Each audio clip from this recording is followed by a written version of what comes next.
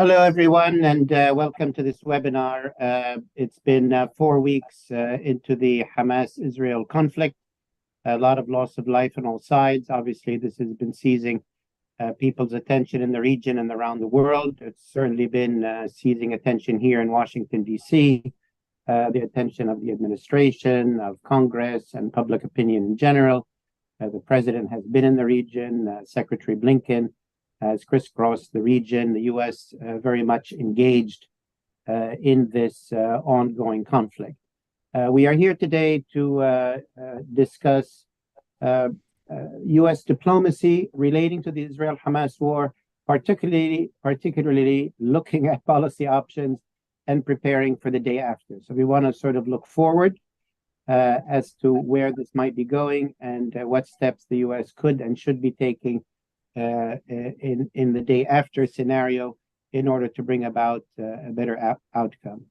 I should say that I'm Paul Salem. I'm the head of the Middle East Institute here in Washington, D.C.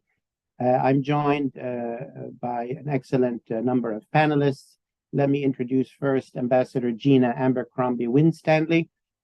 Gina is currently the president of the Middle East Policy Council, a sister institution here in Washington, D.C., that does excellent work on exactly what its title says, the Middle East on Middle East policy. She's recently retired from a long and very distinguished career in the U.S. Foreign Service, served and worked throughout the Middle East, long experience there, and also served as the U.S. ambassador to Malta. Ambassador Abercrombie-Winstanley, wonderful to have you here as our guest. We're joined then by a number of my colleagues at MEI.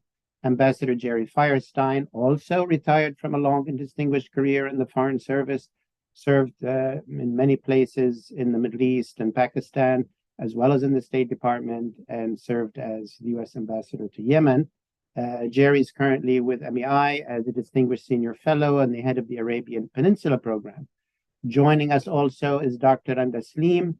Randa is the head of MEI's conflict resolution and track 2 program, does excellent work on track 2 meetings and engagements throughout the region, and is a frequent writer, commentator, and I'm sure you've heard and seen a lot of her work. Randa, thank you for joining us.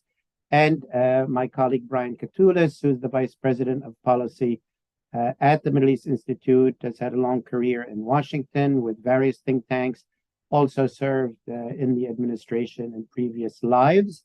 So thank you, everybody, for joining us. For the audience, I will be engaging the panelists in a conversation throughout this hour. Please submit your questions at any point in the conversation to the Q&A function in the Zoom app, and I will try to weave some of your questions into the conversation so that it'll be there'll be a lot of give and take. So let's get started, Ambassador Abercrombie-Winstanley, with you. I'll refer to a publication that MEI put out just a few days ago, bringing in expert opinion from U.S. diplomats or retired U.S. diplomats, getting their views, given their experience, as to what the U.S. could and should be doing on the day after or post immediate conflict. So Gina, let me turn to you and get your views on that very topic. Paul, very much appreciated, delighted to join today's panel. Talking about getting to the day after, we have to get there first. And I couched it at the beginning of, marching through the priorities that framed today's discussion, which is what should the U.S. be doing diplomatically, how we navigate the release of our hostages, and getting support in for civilians in the Gaza Strip.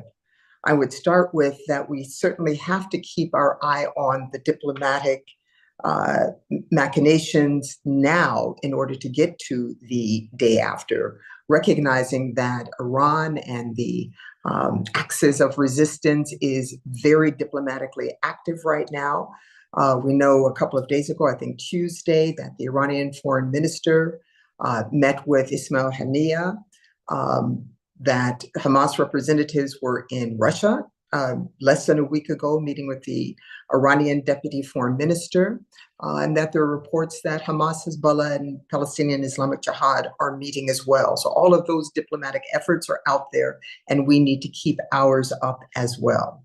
I think there are three things we have to keep our eyes on now, which is, confronting that and navigating to balance out what's happening on the axis of resistance. I think we have to ask tough questions of our allies, the Israelis, about the goals that they have set forth and whether they are achievable and what that actually looks like.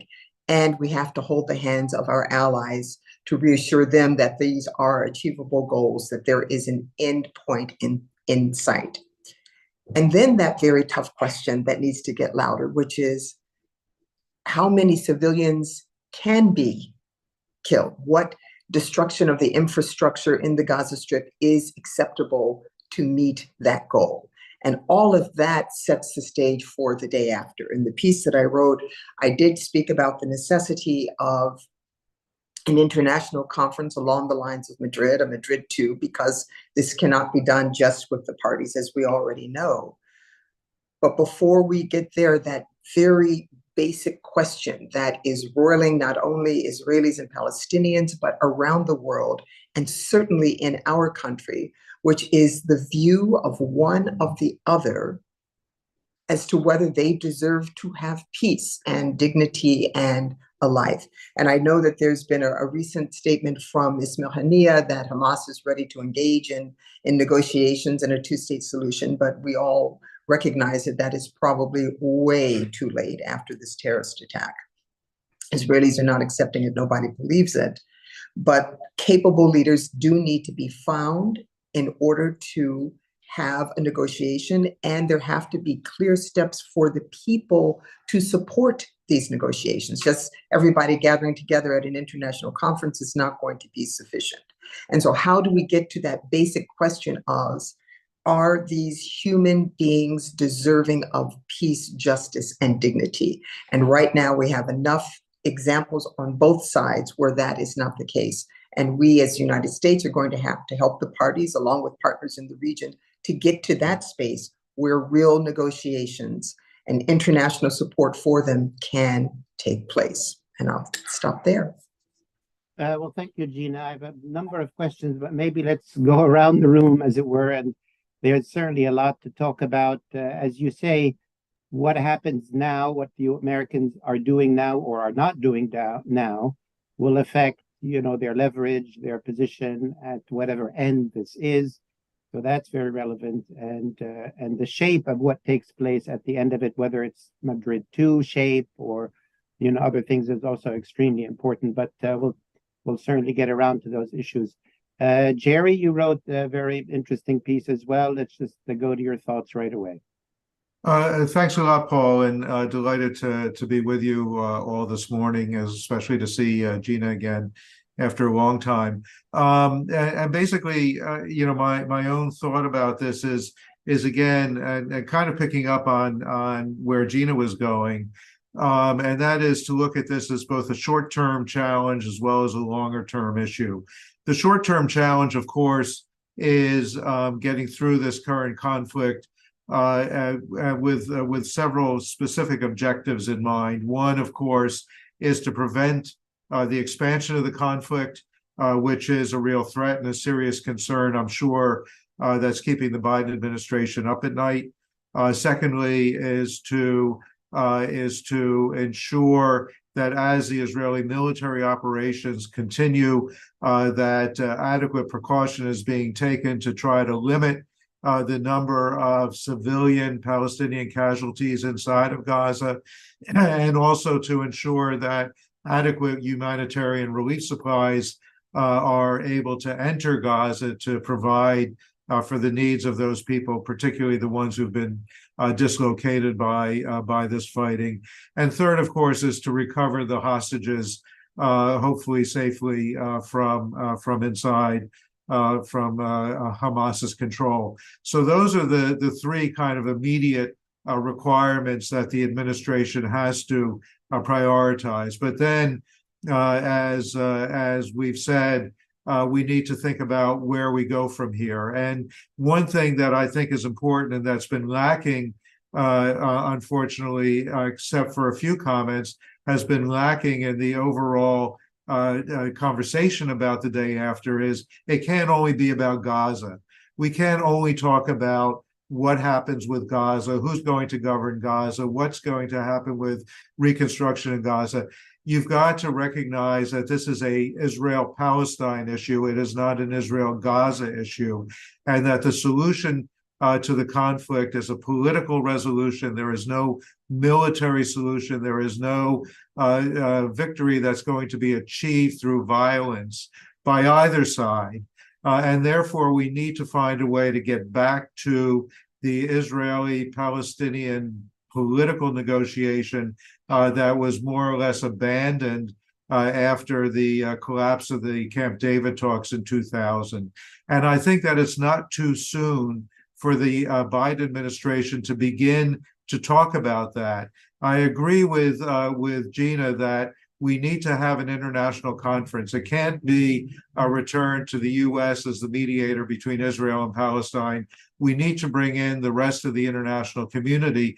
And I think that there is actually a vehicle that exists that kind of picks up on where Madrid left off, and that's the Negev Forum.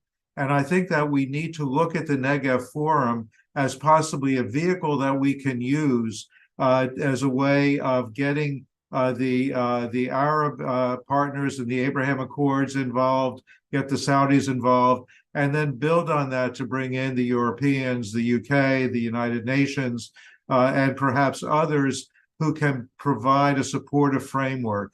I think that we need to recognize that achieving a peaceful resolution between Israelis and Palestinians is almost certainly down the road a ways. It's not something that we're going to achieve soon.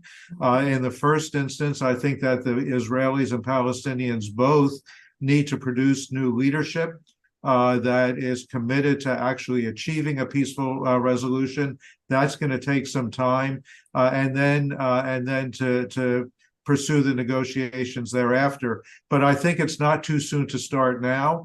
And I would hope that the Biden administration would announce that as soon as the shooting stops, they're going to invite everybody to come to Washington to begin the process and to begin to establish a framework for how we're going to go forward and finally resolve this issue. We can't let it fester any longer. I'll stop there. Thank you, Jerry. Yeah, also a bunch of questions, but we'll come back to them. Thank you for laying that out.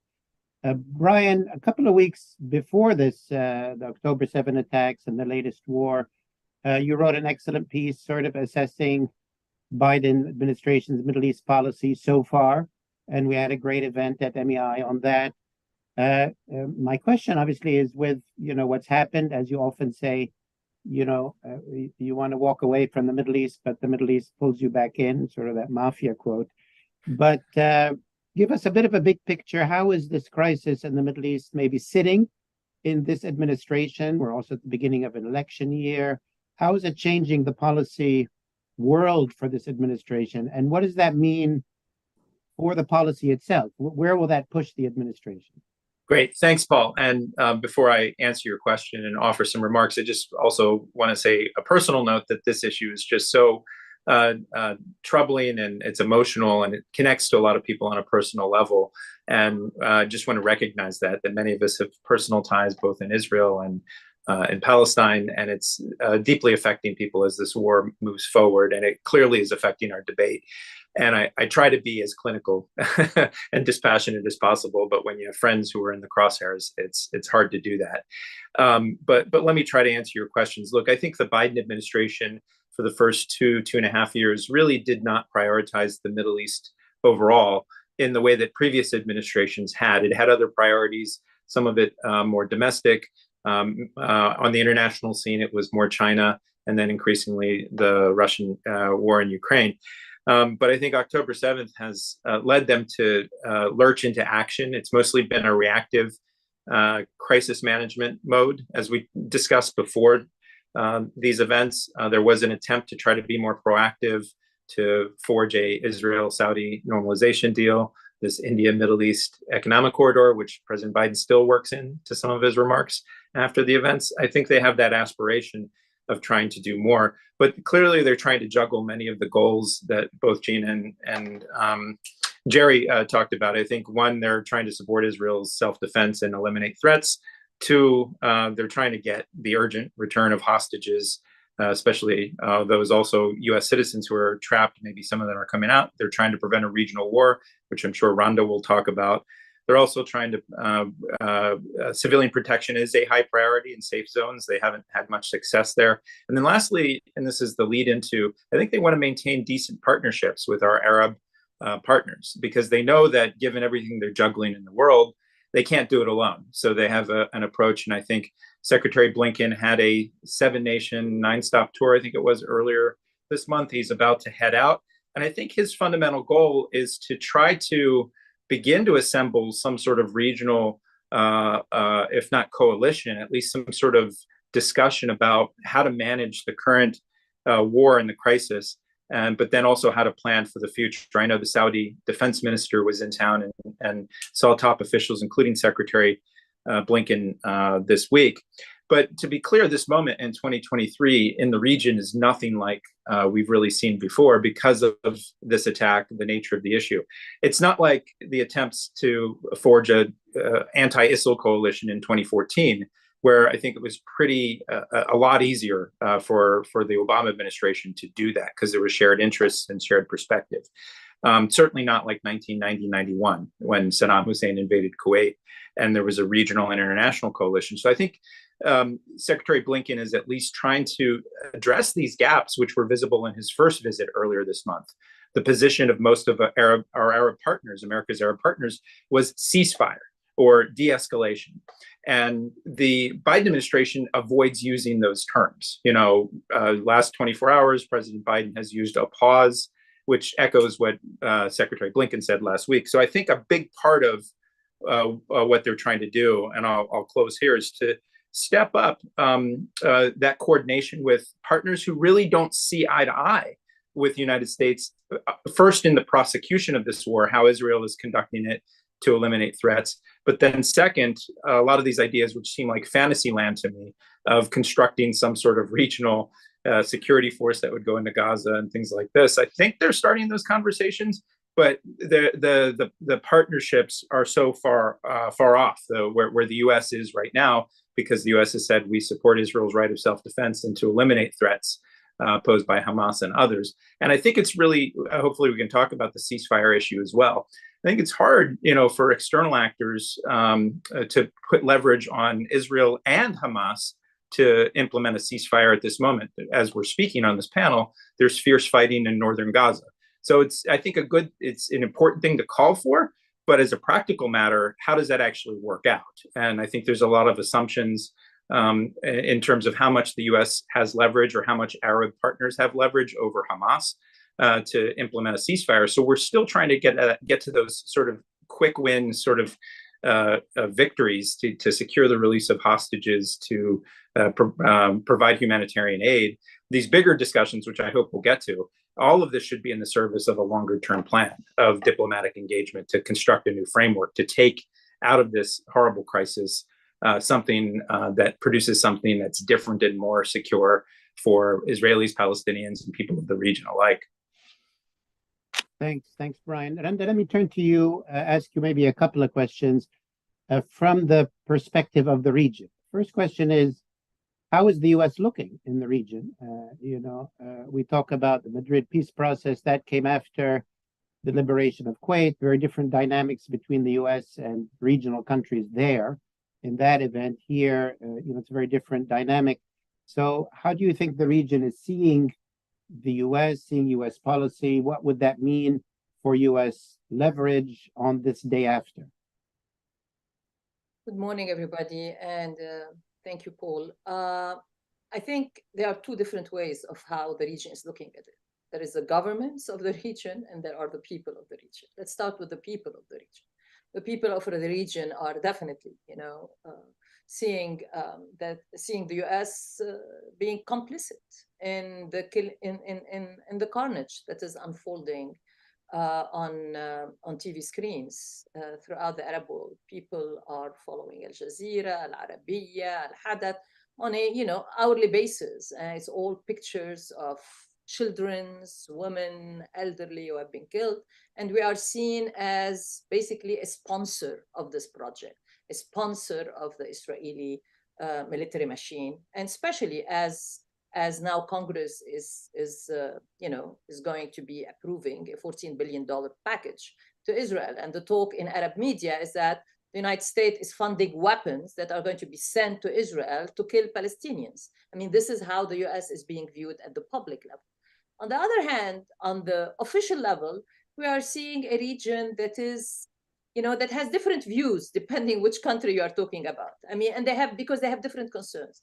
I mean, if we talk about Egypt and Jordan, and building on what Jerry said, that it's beyond Gaza, there are really serious concerns in Egypt on one hand of forcible transfer of people from Gaza into the Sinai, and what does that mean for politically and domestically for the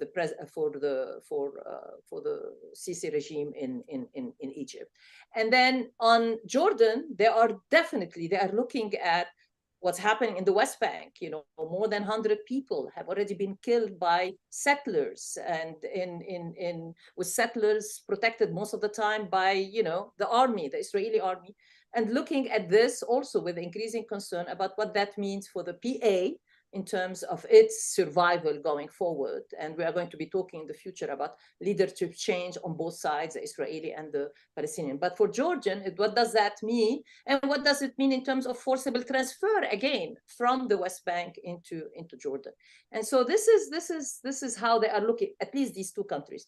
If we look at the Gulf countries, building on what Brian said in terms of, the recent visit by the Saudi defense minister, I think Saudi Arabia here stands a chance, given the leverage it has politically in terms of potential of normalization with Israel, a carrot that can be put out there, in the future as part of a multilateral political process.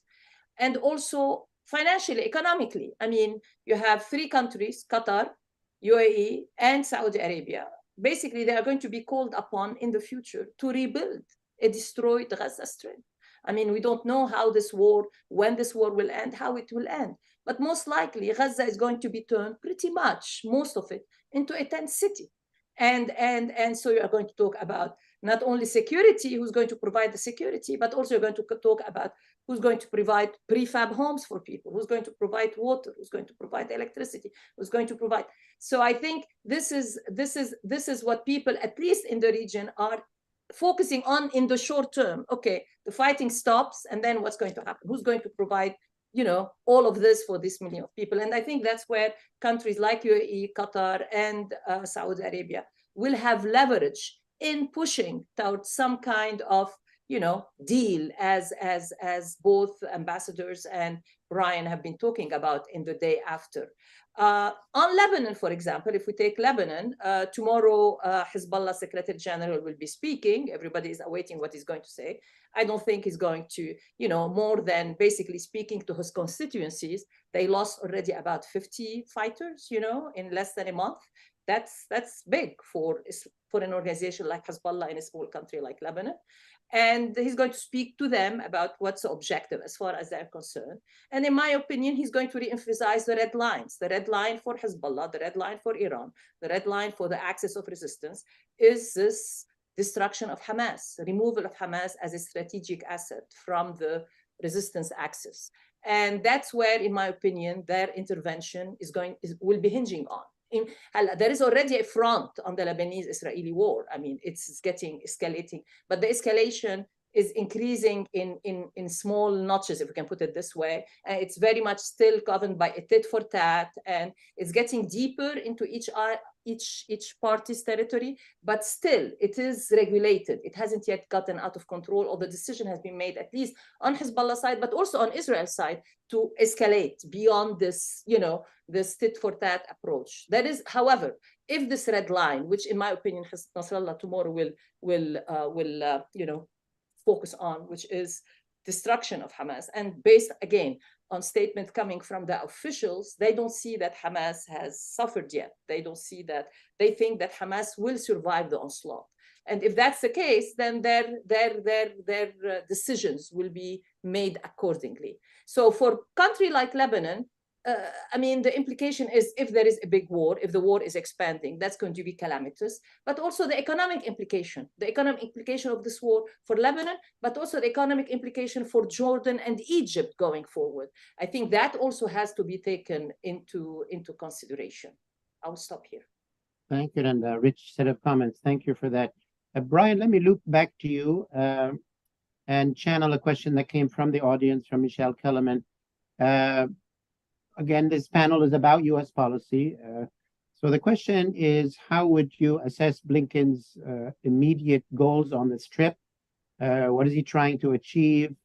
That's sort of one line of questioning. Second is, how do you think he's dealing with the internal dissent in the State Department itself? Sort of an inside baseball question. But if you could also comment on, you know, the internal electoral politics. A part of the left of the Democratic Party is taking a different position that might sap votes from President Biden. Just give us a bit of inside baseball, as they say.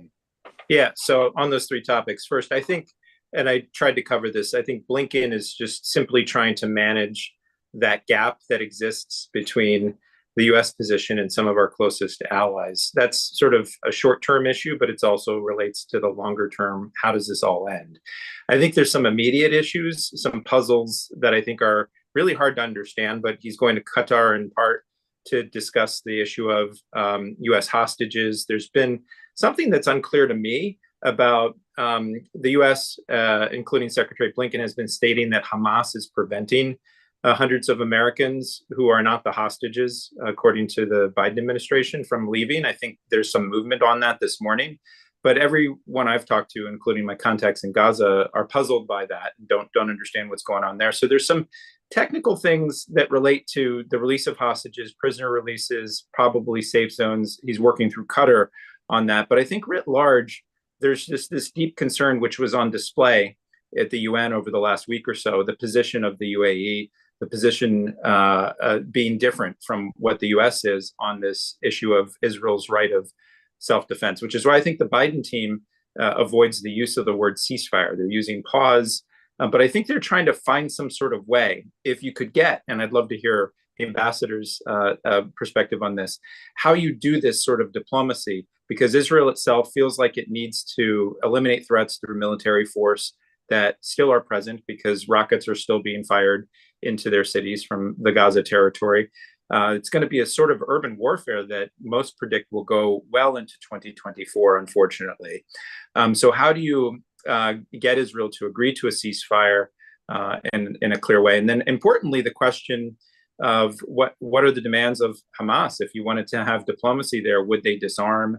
These sorts of things that aren't in the public advocacy debate or the political debate, but it's quite actually difficult technically, I think, diplomatic to execute when you've got not only Hamas and its different factions, but Islamic Jihad, and they continue to fight, right? And so I think Blinken is trying to manage that immediate crisis and then set a framework for how does this all end? I mean, it's interesting to me, the president himself and others still make note of their pre-10/7, October 7th agenda. They want to see, and they haven't fully killed the idea of an Israel-Saudi normalization. And I chuckle there because they're dealing with so many things, but they want to drive it towards something else. Second, Michelle has an interesting point on the internal dissent inside of the State Department. I think he's trying to manage it, but I don't have the sense that it's something that's easily manageable. It relates to my personal comment is that this issue touches staff members of the Biden administration in so many different ways. You know, some people have close family ties in Palestine, and some have in Israel, and people have died. People are still hostage, and I personally know people on both sides. So I think this creates. I've written recently that, you know, some people think these issues you can analyze them clinically in a clinical policy analysis, and it's simply just not that. It's not like solving a math equation. And I think Secretary Blinken has met with some of those who dissent with the current policy. I'm not sure that their views are allayed, but I think they're doing the best that they can, given that this president, in my view, President Biden staked out a view that is deeply personal to his own experience and his knowledge. And it feels a little like what we saw in Afghanistan in 2021, when there were a lot of people who, even at the cabinet level, dissented with what the president's judgment was. But I wouldn't be surprised though, Michelle, that we would see more resignations really quickly, just like 30 seconds. I think the politics of this are very complicated, obviously. I think they're often overstated as well, right? Because most Americans, when you look at the broader political landscape right now, I think they're concerned about what's going on in the Middle East, but is it a priority as an election issue? Absolutely not still. Like if it spirals to a regional war, probably it becomes a higher priority. But we're living in an age where the United States and its politics is so self-absorbed with its own identity politics and cultural warfare. And that's where this has really introduced itself in the various networks of hate that we see bubbling up that target both Jews and Muslims and people. That's where it gets really complicated. And I think some have assessed that Biden is in trouble as well because Arab and Muslim voters are now so dissatisfied with his position today, right? And I think that's something to watch. But right now it's still too early in the crisis, and the early public opinion polling on all of this demonstrates just a concern about this spiraling further out of control, demonstrates a genuine concern about the atrocities that Israel has had experienced and will experience. And then also there's broad concern about Palestinians as well, especially on the left. Those, I think, who advocate and who know this are way out ahead of where public opinion actually is right now. And that's an important dynamic to watch, but I think it's still quite unclear how this might break. First in the real world, how this ends, but then importantly, how this impacts the politics here at home. Thank you, Brian. Aranda, I think you wanted to do a quick intervention on this. Quickly on building on what Brian has said in terms of the public opinion, but I think what should be more concerning for Biden is the under 35 public opinion. So, and that's not only Palestinian, and it's not only, Arabs, it's across the board. And these are the demonstrations on campuses, these are, including Jewish American, students. So the under 35 segment, at least all the polling is showing a major drop for Biden in that segment. And, that's it. Thank you, Randa, for that. Gina, let me turn to you, really to the nuts and bolts of this difficult diplomacy, drawing on your long experience. We saw in previous wars, for example, the Hezbollah-Israel war in 2006, the U.S. starts out in full support, no ceasefire, and then at some point, it pivots to, okay, let's talk about a ceasefire, let's talk about a way to do this. You yourself said in your opening remarks, in a way, like it's a kind of a horrible thing to say, but how much is enough? When does the U.S. say, stop? There were the horrific attacks on Israeli innocent civilians, and now thousands of Palestinian innocent civilians are being killed. What's the diplomatic mechanics to that? And then if you would lead to begin talking about this day after, what can you say about what we're hearing about, management of Gaza, or maybe part of Gaza that, Israel might take? What do you think are the realistic options there? So over to you, Gina. Thank you. Yeah, 2006 is a really good reminder of how this can go. And exactly as you said, those incremental steps from full-throated support to, okay, this is continuing, but the cost is rising. How do we resolve this? How do we get out of this? And that's why I said those tough questions are getting louder now and must get louder. What does success look like? And although we've had the phrase of eradicating Hamas, most of us do not believe that is possible. That, again, the idea of versus the military aspect of it, the idea is going to continue until there is something for people to support that isn't that. So I think it will continue much as 2006 did. I mean, you've heard the secretary, you've seen the president change his way of speaking about it. The word pause, October 8th, October 10th was an unthinkable word to come out of the president's mouth. And I think both Jerry and Brian are absolutely right. This is very personal for the president, very personal. And so we all line up behind. I did want to touch very briefly on the State Department and the dissent, having signed on to a dissent message long ago when I was a younger officer covering the Gaza Strip and not entirely happy with their policy. It is a very good lever to let people's voice be heard. But in the end, we are public servants, we are government employees, and we will line up behind the policy until, as Brian said, you have to walk away, either going to a different part of the world to serve or leaving the department as a whole. So do keep your eye on that space, because there is a lot of discomfort with where the United States is now. Many people believing that it is our role to be the voice and the hand of, if not caution, of restraint, and looking beyond that visceral reaction to a horrible attack. The world has to go on. So then moving into the day after, and as several of my colleagues here have mentioned about leadership, and I think, I try to be diplomatic and say capable leadership is necessary, but I think a few of us have said new leadership is necessary, and I'm not going to disagree with that. Both sides have not shown themselves capable of leading their people to where they need to go. But even with having leaders in place that are willing to take hard, bold steps to break this cycle of violence, there have to be things on the table that get the population behind to nod and say, okay, maybe there's some light in this direction.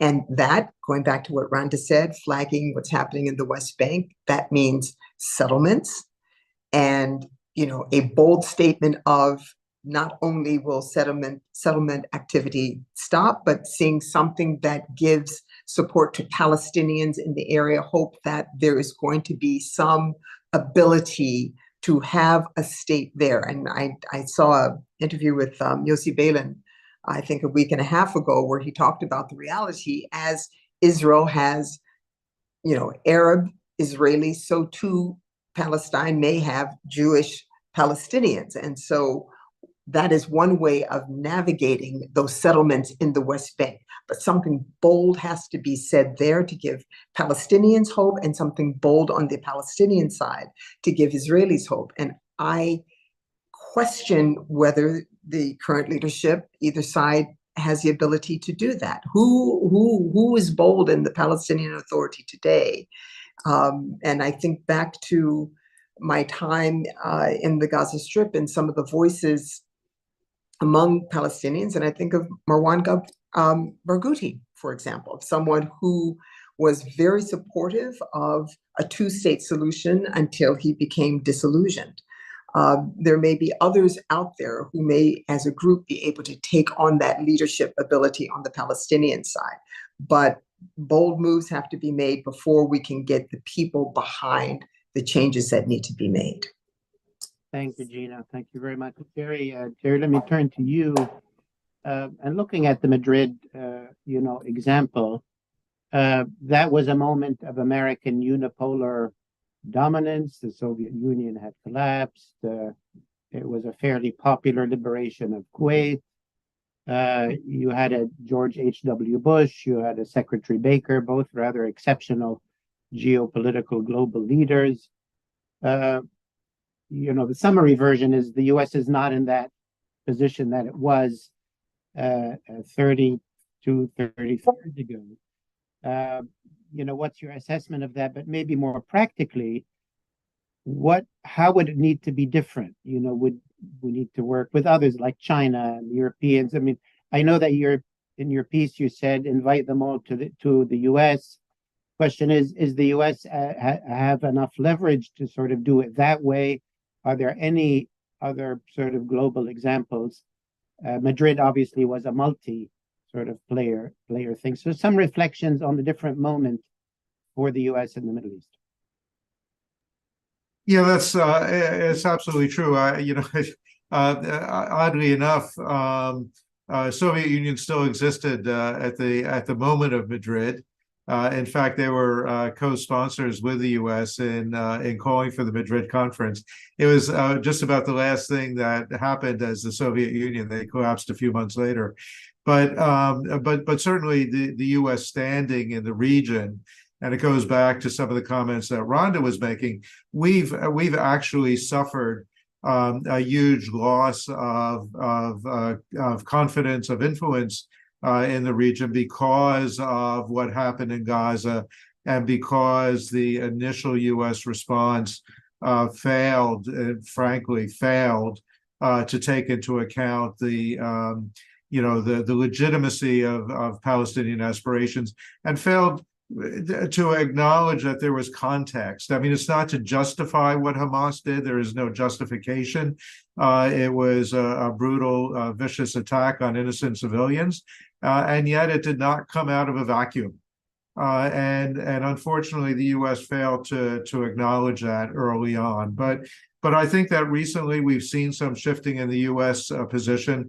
I think that the U.S. is still, even if we're not post First Gulf War, unipolar, dominating the international conversation.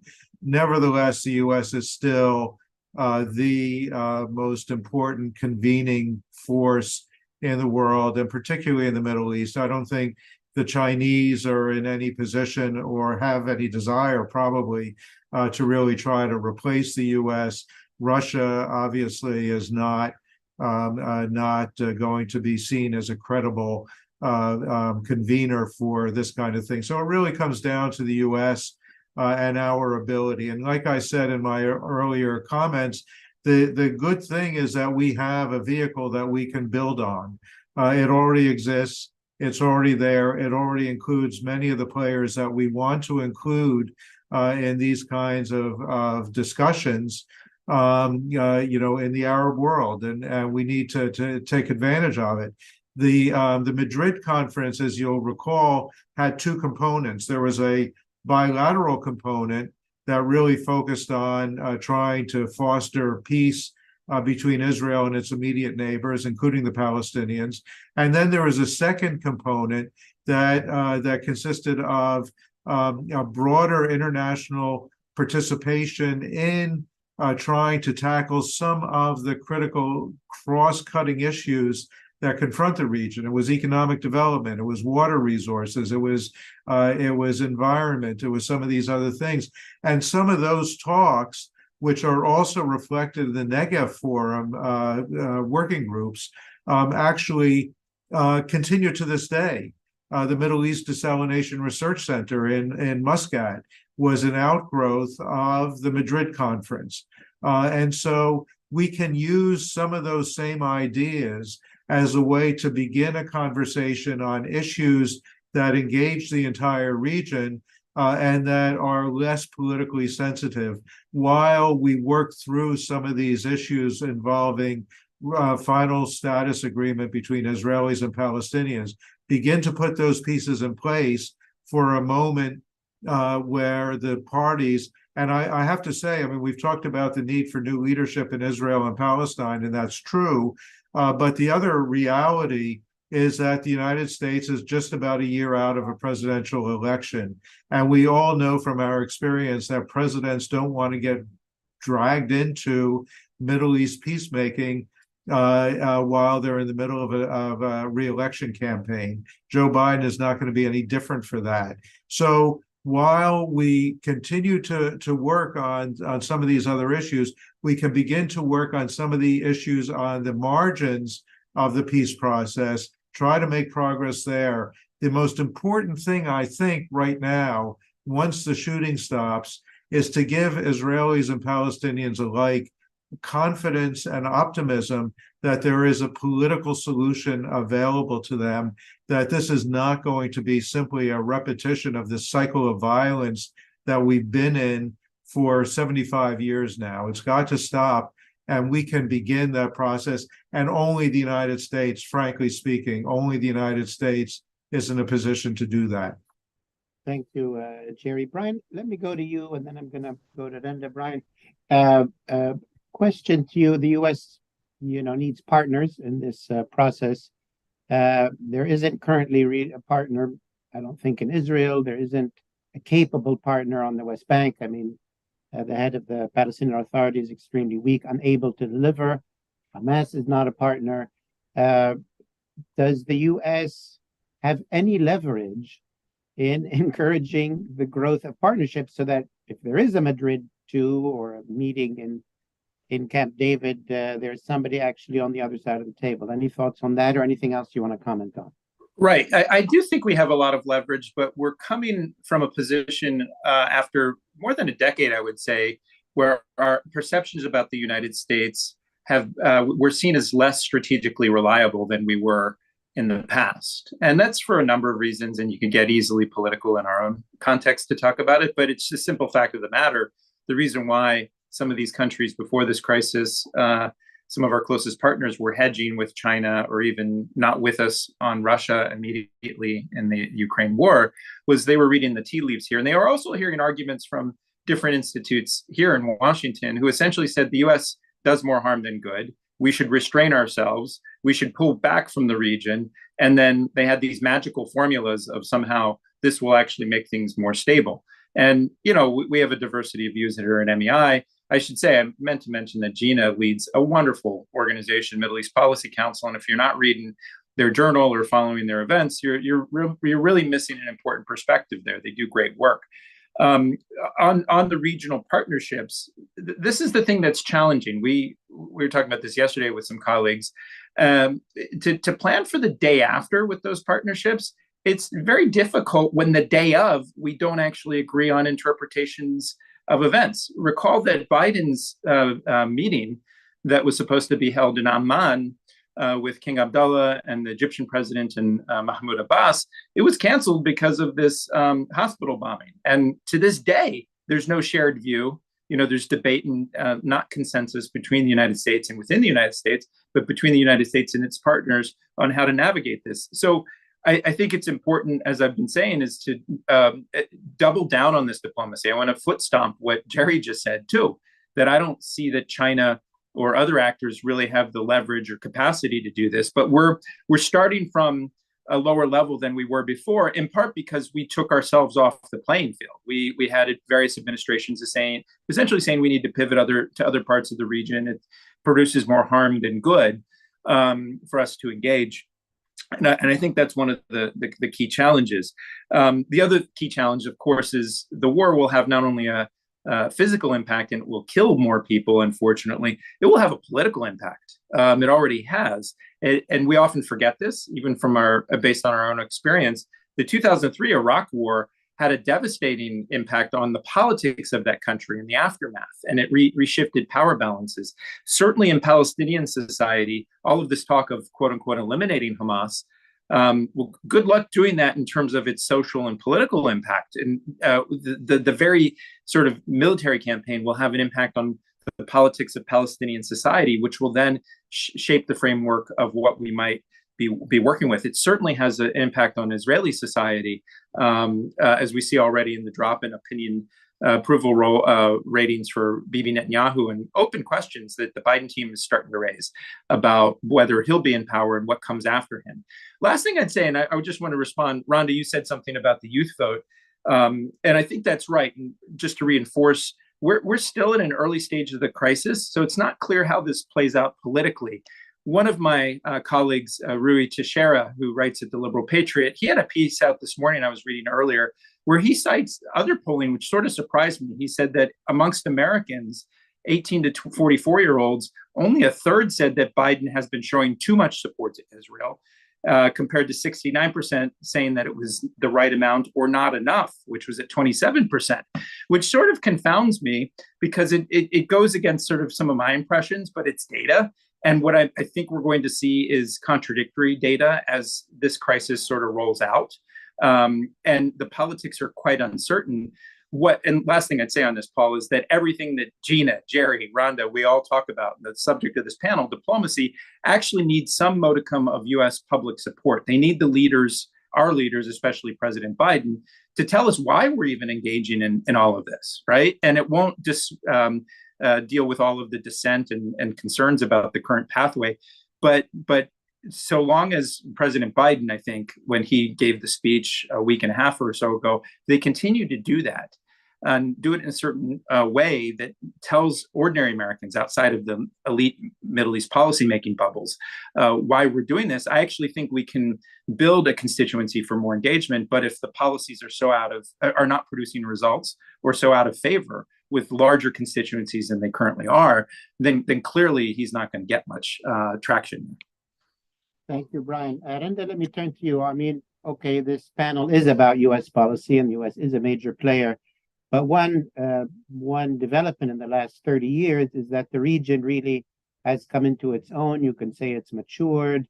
It's relying less on the U.S., as Brian said, maybe partly because the U.S. is less reliable, but partly these countries are now much more self-confident, whether it's Saudi Arabia or Turkey or Iran. And taking matters into their own hands. The U.S.-Saudi rapprochement, the Abraham Accords were largely a regional dynamic, helped and encouraged by the Trump administration, but it had its own dynamic. Now, when we look at this crisis and we look at the regional players,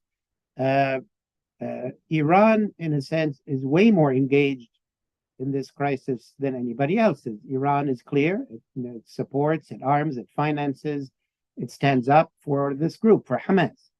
The other countries, particularly, let's say, the dominant Gulf countries who might partner with Egypt and Jordan, remain largely disengaged. I mean, they don't really support the PA in any major, significant way. They seem kind of detached, from what's going on. You can say that President Erdogan is, saying a lot of things these days, but really not doing much. I guess the practical side of the question, Renda, is what could the Arab countries do to transform, to help, to strengthen, maybe to bring about leadership change on the Palestinian side, which needs, we all agree it needs to happen on the West Bank side, on the PA side. But also a more challenging thing, those countries which have signed agreements with Israel use their, potential engagement with Israel, with Israelis, to talk to them. You see Secretary Blinken in Israel, you see President Biden, but there's also no engagement from the Arab. If they want something from Israel, well, work for it. You see sort of a lot of passivity, or is there any action on the Arab side? You are muted, I believe, Renda. Thanks, Paul. First, let me say something about the U.S. role from a conflict resolution perspective. There's a big debate in the field of conflict resolution, which in my opinion has been settled now by a lot of case studies, about whether a mediator should be impartial, in order to be successful. I don't think the United States is impartial in this conflict, can never be impartial in this conflict, but the literature clearly shows that impartiality is not a criterion for success of a mediator. So the US remains, in my opinion, the power, the indispensable party in this case, partly and in a major way because of its influence on Israel. And that influence is to be debated, how big, how small, but at least it is the only party that has that kind of influence through a historical relationship, there is that influence, and that can be leveraged. And we have seen Kissinger leveraging that over the years and stuff like that. Which brings me back to your question about the Abraham Accords and about the region. I agree with you. Iran is the country with the clear position, here, and its foreign minister, in fact, has positioned himself as being the spokesperson of Hezbollah, of Hamas. We hear more from him than we hear from Nasrallah, for example, or from Ismail Haniyeh. And so there's no doubt about the role that Iran is playing in this, which raises the point way down the line, and it might be too out of the box here. There need to be some kind of a mediation, not by US, by regional countries between Iran and Israel. The major conflict axis that's going to be setting the tempo the political tempo of the region going forward is the Iranian-Israeli axis. And there, I mean, Turkey can play that role. Basically, these two countries need, through the efforts of a third party, figure out the rules of the road going forward between them. Israel can no longer go inside Tehran, kill and assassinate people and, you know, think that they are going to get away with it. The same thing, Iran cannot go and train and give weapons to, you know, and money to Hamas, and Hamas, you know, commits the killing spree it did on October 7th and think it's okay. You know, it's okay to be considered as part of the international community. And so, but this conflict access, in my opinion, has to be addressed somehow. And that's where, in my opinion, the US cannot play a role, of course. Russia cannot play a role. China cannot play a role. It has to be a regional country. And Turkey, in my opinion, is best positioned to play that kind of a mediation role between these two countries going forward. Bringing me back to the question about the Arab countries, where are they? I think they are hemmed in by their public, you know, by their publics partly. You know, there are limits to how far they can go in especially like when they, in the beginning, when Secretary Blinken wanted them to issue condemnation of Hamas. I mean, for us to even think that, you know, Arab countries like Egypt or like Jordan or like even, you know, Qatar or like even Bahrain, you know, going to issue these kind, not Bahrain, I mean, I think they issued a statement, them and UAE, but Saudi Arabia or others, there is no love lost between them and Hamas. Let's make it clear. None of these countries, you know, think Hamas is a responsible actor or is an actor that needs to be involved. But at the same time, it's a Palestinian reality, and they have to contend with that. The Abraham Accords countries, I think, let's look at what underpinned that narrative that these countries who are signatories to the Abraham Accord have sold to their publics and to the wider Arab countries. There are two basically building blocks or do arguments in that narrative. One, it's our interest. You know, there are economic interests, there are security interests, that will benefit us from a relationship with Israel, right? The second, and that's fair, that's their own interest, and they have to define it the way they want. The second argument in that narrative is that through these accords, through this relationship we are building with Israel, we can have influence over Israeli decision-making.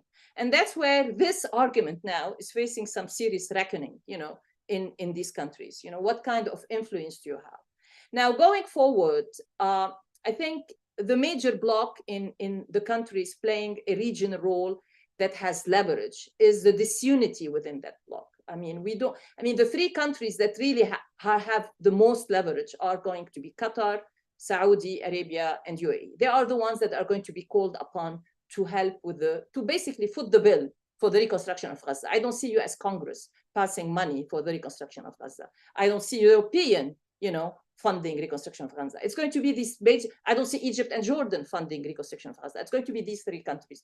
And so far, we have not seen that kind of united position among the three of them vis-a-vis, you know, the day after, what role they can play. And if they can unite, they can work together with the economic leverage they bring to the table, Saudi with the sweetener of a potential normalization with Israel that they can bring to the table. I think they can play a major role, but so far I have not seen them moving toward that. And eventually they have to work with Egypt and Jordan, of course, the two countries that have most, how to say, knowledge about this file more than any other countries. But I don't see that kind of unity coming together. I'll stop here. Thank you very much, Renda. We're almost out of time, but Jerry, a quick intervention, and it will be the last intervention to an ongoing conversation. Jerry, over to you.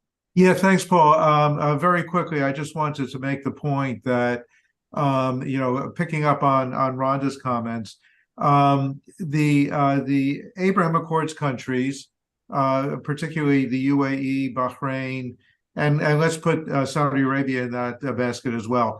Unlike Jordan, neither Saudi Arabia, neither UAE nor Bahrain nor Morocco, as far as I know, has recalled their ambassador to Israel, nor have they thrown the Israeli ambassadors out of their capitals. We don't know, of course, what kind of messages are being passed through diplomatic channels between Jerusalem, Abu Dhabi, Manama, Rabat. And so there may, in fact, be engagement at a at a quiet level, which is not unlike the way the Gulf states prefer to handle things. They don't like the high profiles, interventions, but, quietly discussing. Our friend Abdul Latif Zayani, the Bahraini foreign minister, was just in Palestine, meeting with Mohammed Shtayyeh and Mahmoud Abbas, and also engaging. And so I think that we shouldn't discount the idea that at least the Gulf states are quietly talking to the Israelis and quietly trying to make the points known about what they need to see happen. I don't think, and there's a very good interview with Mohammed Shtayyeh in The Guardian the other day.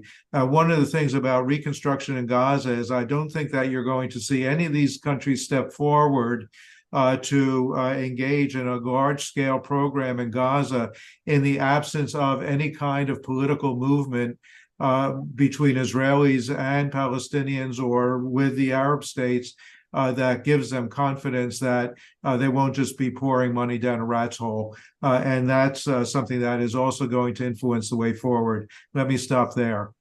Thank you. I know, Gina, you wanted an intervention, and yours will be the last comment.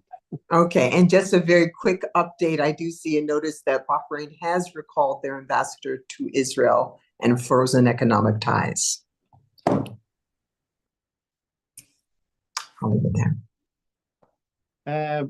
Well, I want to thank everybody on the panel, Ambassador Abercrombie Winstanley, Ambassador Firestein, my colleagues Brian Katulis and Linda Sleem, and everybody who joined us for this panel or who might be watching it later on our website.